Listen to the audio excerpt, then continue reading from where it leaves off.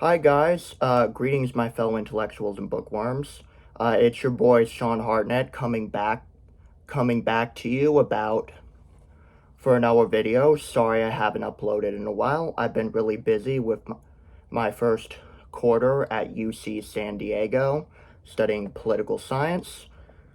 So I've been under a lot of stress and I just got a month off. So hopefully I'll get you more uploads, but I am also going on vacation to my grandparents in Indiana, so I have no idea if I'll be able to upload there. I have given you some uploads there in the past.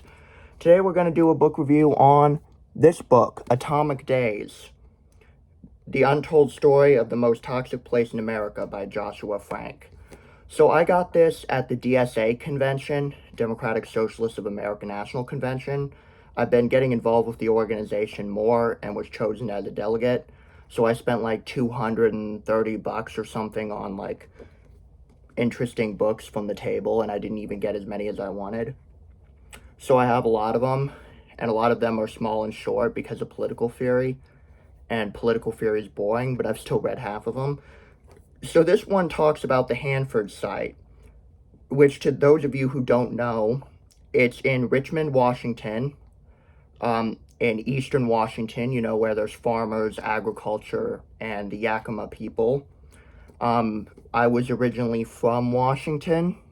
I was born there and lived there until I was 5. Now I'm basically a Californian, but but but don't have much experience with eastern Washington. So the Hanford site was a site that was first created during the Manhattan Project to produce plutonium for the war effort. It was part of several sites, including Los Alamos, the Lawrence Livermore Laboratory in California, the Chicago National Laboratory outside of Chicago, Oak Ridge in Tennessee.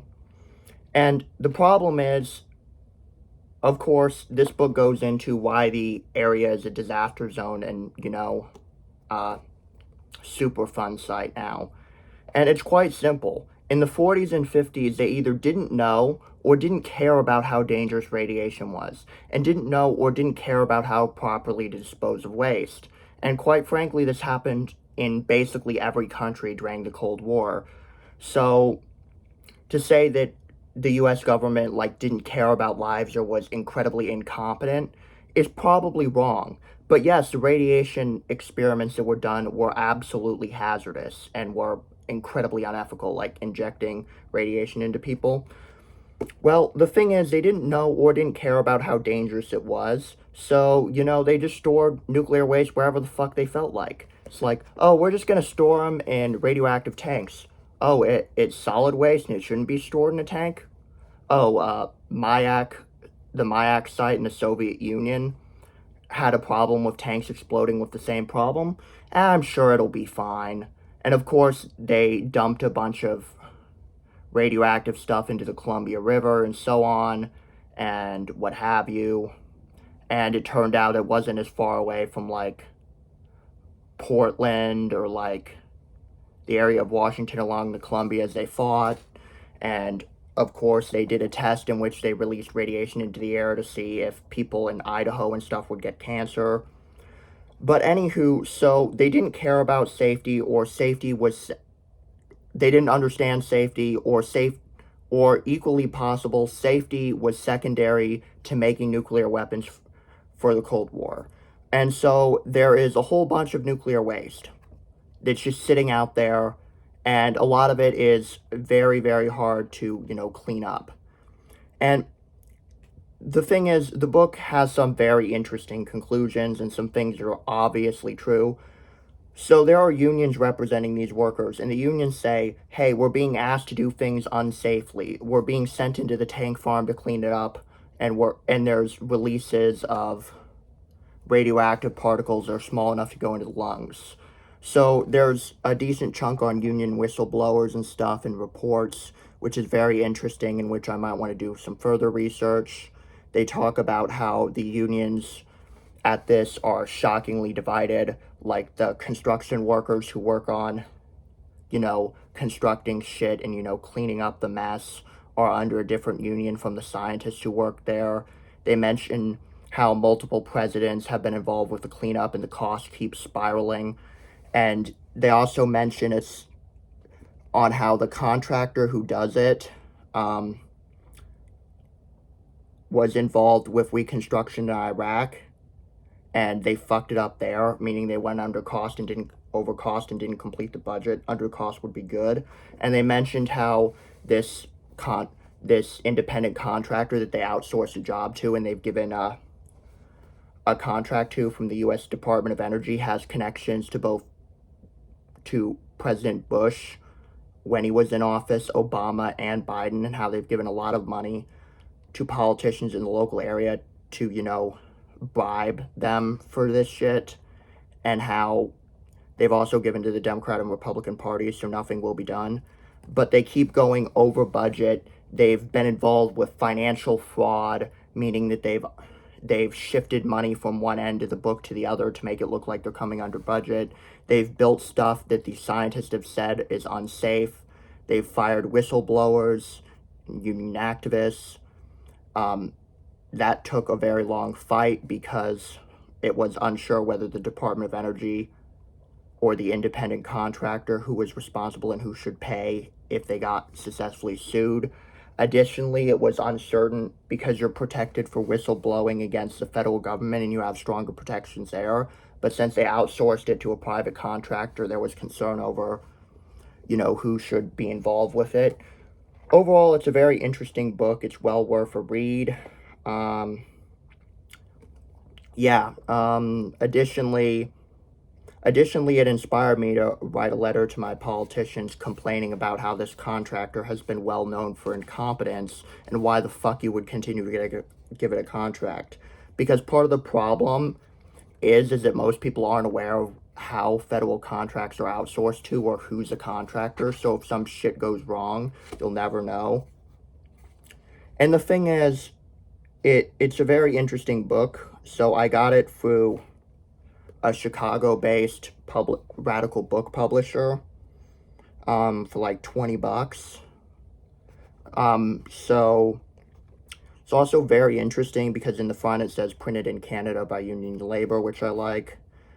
So it's a very good call to action, and it talks about the Yakima people and how they've been fighting to, either get their land back or have compensation paid and such. Additionally, I think some of its conclusions are questionable, though. It also goes into like other nuclear disasters, like how the U.S. accidentally dropped nuclear weapons on a Spanish city and such.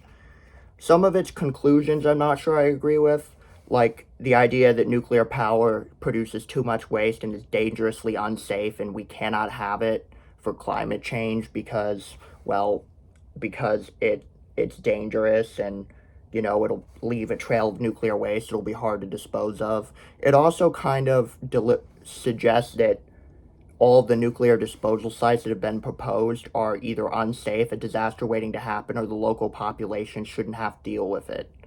And basically, that's a whole NIMBY thing, and quite frankly, a lot of nuclear waste is low level, meaning that it's not that harmful and could pretty much just be left out until it's safe. And the thing is, it also goes into that company's dubious efforts to classify middle-level nuclear waste into low-level so they'd be cheaper to dispose of. So the thing is, and it says basically that nuclear power could be replaced with solar, wind, all the renewables, and that we don't need it to meet our climate goals. Well, the problem is, despite a massive expansion of renewable energy in the U.S., like at a nationwide level, still only like 20% of our energy, or 22%, comes from renewable energy. We're about tied with the EU and ganging on China rapidly. About 22%, and quite frankly, now, it really depends on your definition of renewable energy, because is a dam renewable? It's incredibly damaging for the environment, but dams technically produce cheap and green energy. It's kind of how Washington and Oregon kind of lead the nation in renewable energy. So are dams included? Because theoretically the resource is limited, and if there's a drought, a giant dam could stop producing power. I mean, is nuclear renewable? Because theoretically you can run out of uranium. Is it green? I mean, once it's up and running, it requires almost no emissions, unless you want to count the commuting emissions for the workers to and from the plant. And I mean, you could also include in nuclear energy, you could include the steel and concrete necessary to build the thing, or the emissions required to take it down at the end. But the thing is, you can't really legitimately not count that in anything else, because, for example, building a wind turbine requires using a bunch of steel and shipping it and manufacturing it in a factory, which of course produces emissions. Building a solar panel, in a lot of instances, requires mining the shit in Inner Mongolia, building a solar panel in China, and shipping it all the way to the US. Now, that's not a good case to, ban solar energy, but it is, and there's been a concentrated campaign on Instagram to ban solar energy because of that it's involved with Chinese human rights abuses. But if you look a little bit closer, the Americans for Energy Independence is funded by the Saudi government, who is afraid that we're going to become less reliant on oil.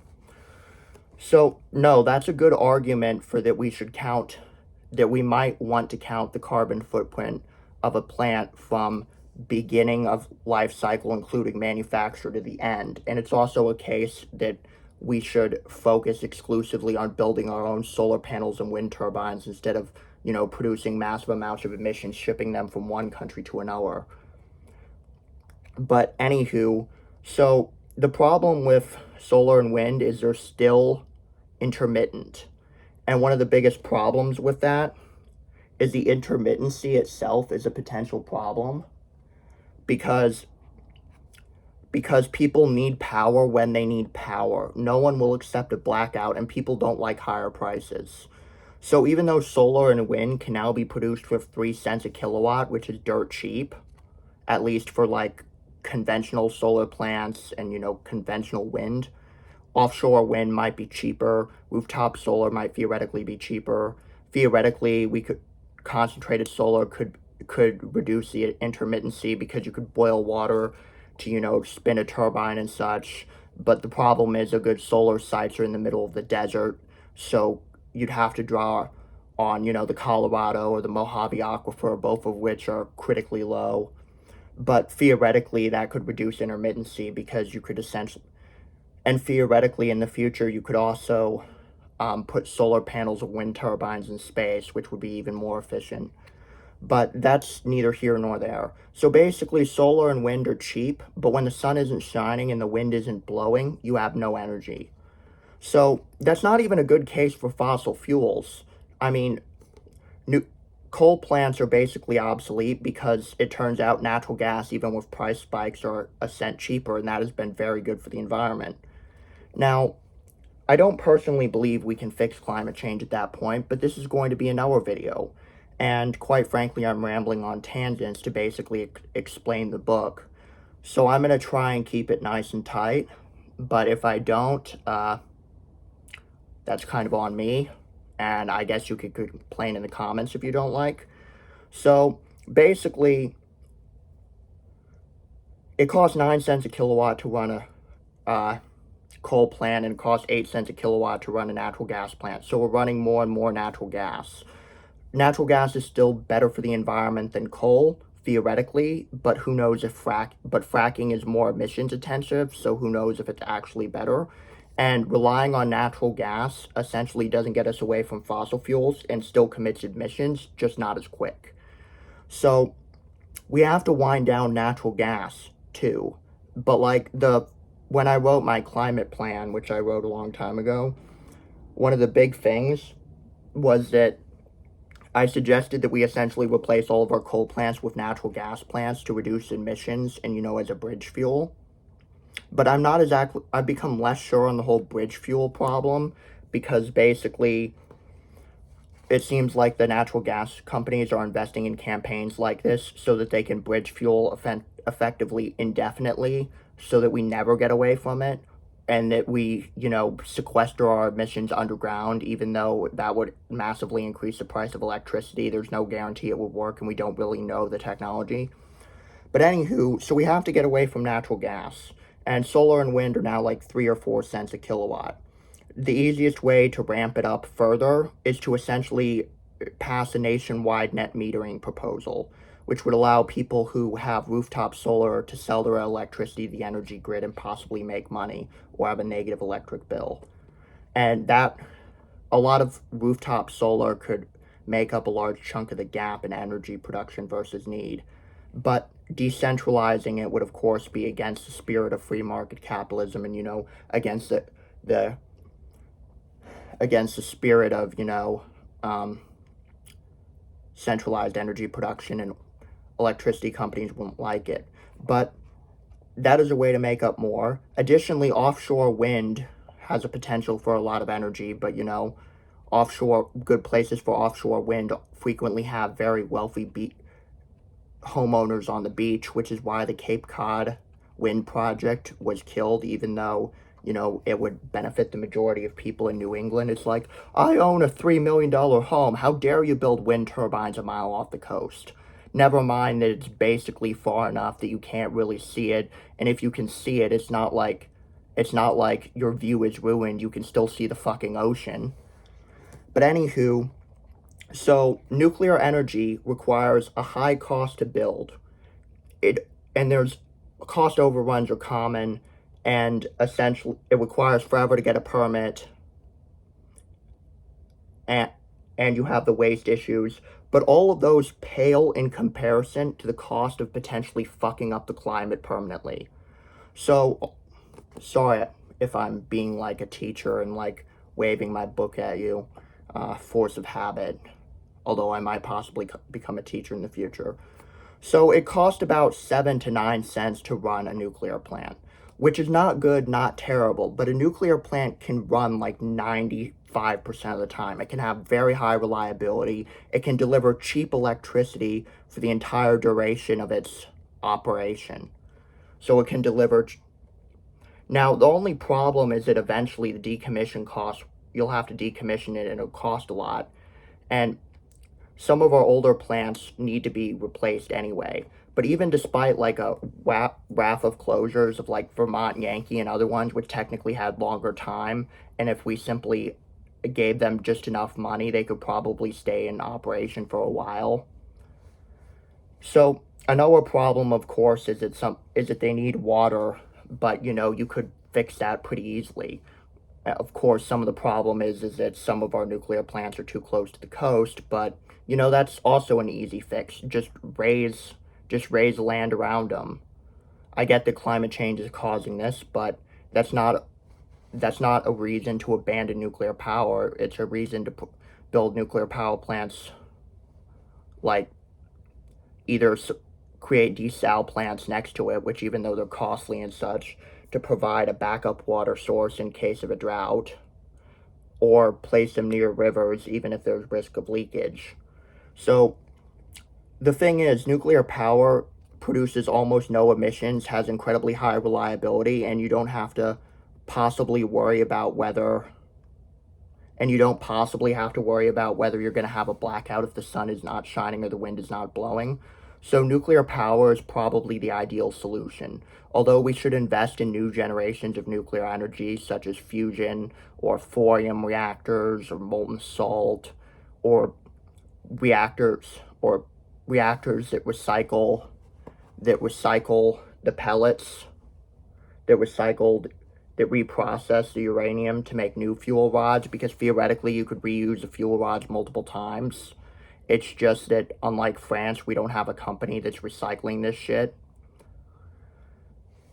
But, so there's that.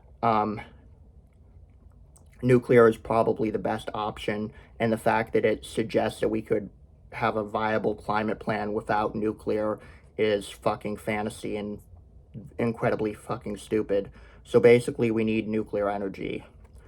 Now, to some extent, I might be a bit biased because I've always been in support of nuclear energy, and the accident argument is also fucking bullshit, because the number of people killed by nuclear power plants is so statistically low that coal-fired power plants have killed 100 times more people. The only energy source that has killed less people is like a fucking wind turbine, and wind turbines have still killed like 50 people because in some countries they don't have fucking proper safety harnesses or fucking proper training to know that if you have to shut down a wind farm because it's 50 fucking, because the miles are 50 fucking, because it's traveling at 50 fucking miles per hour and the blades aren't designed to turn, that maybe you should not fucking use a helicopter to, you know, put a man on the thing with a harness to attempt to repair a wind turbine. So like, the number of people killed by nuclear power is exceptionally low. 3 Mile Island, the worst disaster in the US, at least on the INES scale, killed exactly 0 people. Even Fukushima probably only killed like 30 people. Chernobyl killed either 70 people, 80, or 400,000 people. The main dispute on this is on the linear no tolerance threshold. That basically assumes that all radiation is dangerous at any level, regardless of, you know, fucking common sense. I mean, the linear no tolerance threshold is probably good for something like fucking asbestos or dioxin or something, because you can pretty much assume that like dioxin or asbestos is so dangerous that the most safe assumption is to basically assume that you should have no exposure. But we know that non-ionizing radiation does not fucking cause cancer.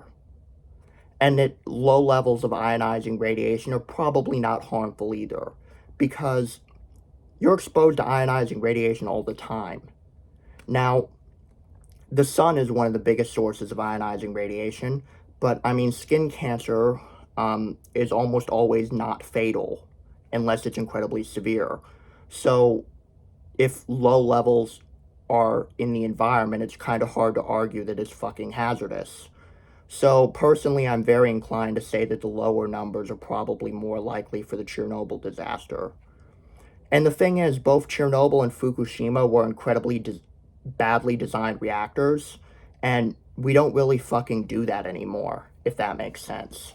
Fukushima, they lowered the land because fucking reasons, I don't know, because they paid off someone to say that it was safe, and then a tsunami overtopped the backup generators by like 2 fucking feet, which wouldn't have happened if they didn't flatten the land the way they did. Chernobyl was badly designed from the start and would never have been approved for operation in the US. On the other hand, a lot of America's older reactors are, you know, nearing the end of their life expectancy and might not be as safe as newer reactors, but they are unlikely to simply explode, and the Department of Energy could and probably should approve license extensions because they can prove safety for another 10 or 20 years, and that would allow us to get more and more energy. Part of the reason why we've had more nuclear energy as a share of our power grid instead of less despite closures is because we've had higher utility utilization rates. We've had less days in which the thing hasn't been working. So another problem with our nuclear industry is we basically haven't focused on one fucking model. Yes, I get that having more models and designing more is always good because free markets, or because, you know, it pays to have extra options. But the way the French have gotten nuclear power plant building down is by basically focusing on one fucking model and building it. So we should probably focus on that. Additionally, the only new nuclear plants have been Watts Bar and Vogel, which have been in the practice for a long time. So another reason why I might be biased is because I live about 50 miles from a nuclear plant that is recently shut down.